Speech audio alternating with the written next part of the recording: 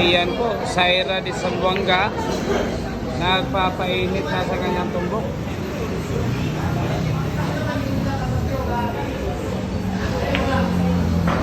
Ano? Senyorita Saira de Zamboanga. Ayan.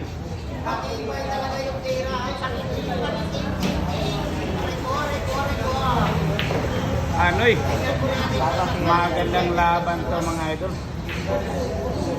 Laban kay Rice.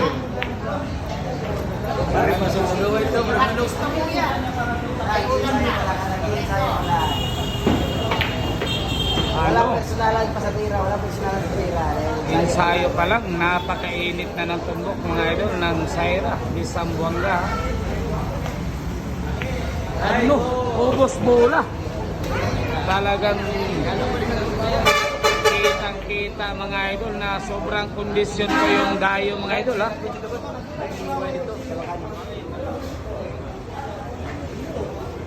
Ayan, grabe hay naman. Saira de Zamboanga.